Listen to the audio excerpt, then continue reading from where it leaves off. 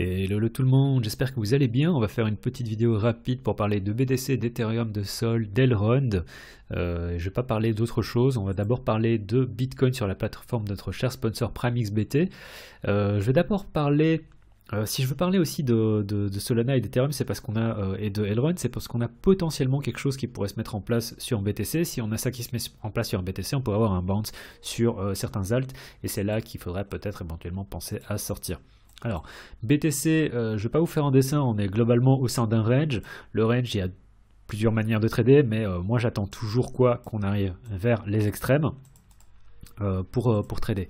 Soit on a une cassure à la baisse qui réussit, ou à la hausse qui réussit. À partir de ce moment-là, on peut chercher le prochain niveau, à savoir les 53 à la hausse et les 44 à la baisse. Ça, c'est une première chose, c'est pas forcément ce que je veux regarder là tout de suite, mais c'est une manière de trader. Vous savez très bien comment on traderait les ranges. Sinon, c'est le fake out, la réintégration du range, et on continue à trader l'intérieur du range en visant à chaque fois le milieu ou la partie basse ou la partie hausse si jamais on arrive, si jamais ça vient. Je ne sais plus ce que je voulais dire, mais soit aller chercher soit la partie haute, soit la partie basse en fonction de là où est-ce qu'on est. C'est-à-dire que si on vient ici comme ça, aller chercher milieu, puis la partie haute, et si on vient dans l'autre sens, chercher milieu, puis la partie basse. C'est du range, c'est rien de magique. Et ce que je voudrais voir, et je ne sais pas si ça va se passer, hein, là ça paraît un peu compliqué, mais mettons que ça arrive, c'est si on arrive à réintégrer au-dessus de la moitié du range, dans le sens où on peut voir qu'on a résistance, résistance, on passe au-dessus, support, support, pof, on repasse en dessous. Ce que je voudrais voir, c'est on repasse au-dessus, on arrive à trouver du support, chercher ça ici au-dessus, et si on a ça qui se passe, dans le sens où on récupère ça pour ensuite chercher les 50K, voire je sais pas, hein, voire carrément aller chercher les 53K, on pourrait avoir un bounce qui pourrait être intéressant sur les alts. Voilà, c'était tout pour l'analyse de BTC sur la plateforme de notre cher sponsor PrimeXBT. N'hésitez pas à checker le lien qu'il y a dans la description. Vous pouvez trader autant le BTC que les Perforex que le marché classique. C'était pour l'instant pub. Regardons vite fait Ethereum contre USD. Ethereum contre USD, ça pue du cul. Je vais me faire violer sur mon reste de position. Pour info, je vous rappelle, moi j'étais sorti d'une grosse partie ici, mais j'ai gardé encore, et le problème c'est que je suis pas sorti là, et donc je m'en veux à mort. Je suis encore avec ce bag, et ici on a une cassure de structure de marché en daily. Techniquement c'est une cassure de structure de marché, et j'ai voulu me convaincre en 4 heures que ouais non ça va, on a récupéré le niveau, et en fait non pas du tout, donc je sais pas du tout comment ça se termine. Il faudra vraiment qu'on récupère ça ici au-dessus des 4000, parce que sinon c'est mal barré. Ok, et ce que je voudrais voir du coup, c'est que on a un niveau qu'on récupère sur Ethereum contre BTC, BTC contre USD, que du coup ça permet à ETH BTC en fait également de remonter. Et Ethereum, Bitcoin, ce que je voudrais voir aussi, c'est qu'on récupère cet ancien niveau au point 0,83 pour continuer à monter. Ce qui pourrait tout à fait se passer en attendant, je ne sais pas, ça tombe, on va continuer à faire un truc comme ça pendant encore un certain temps.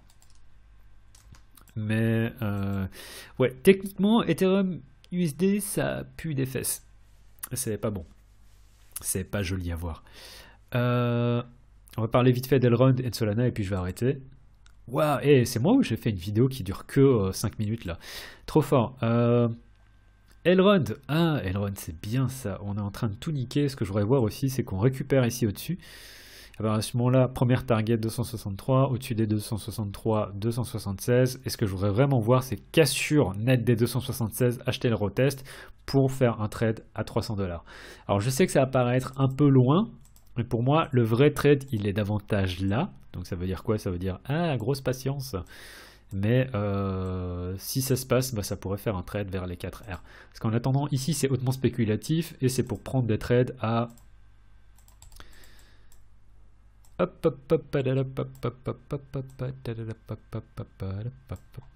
truc comme ça, potentiellement. Sachant qu'on a la première target ici à 1,60 et la deuxième target qui serait éventuellement à 3R. J'ai envie de croire que c'est le bottom sur Elrond, parce que Elrond, moins 54%, donc je souffre un peu pour tous ceux qui ont vraiment pris position après le breakout et qui ne sont pas sortis. Pour rappel, je suis sorti comme un dieu ici, Alors je suis pas sorti au vrai top, mais soit on s'en fiche parce que ça faisait un trade à 4 heures. Et Solana également, c'est un peu le même délire, c'est Sol.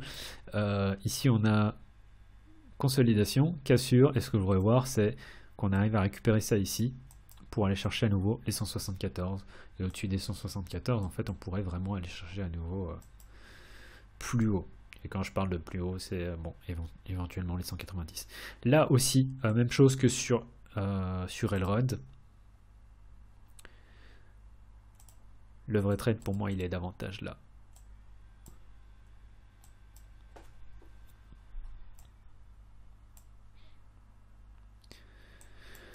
Donc voilà, c'est tout pour la vidéo d'aujourd'hui. Honnêtement, mon Dieu, je crois que j'ai expédié le truc et je vous prépare du coup une autre vidéo qui est davantage centrée sur mes setups de trading et en vous souhaitant une excellente journée. Tchuss.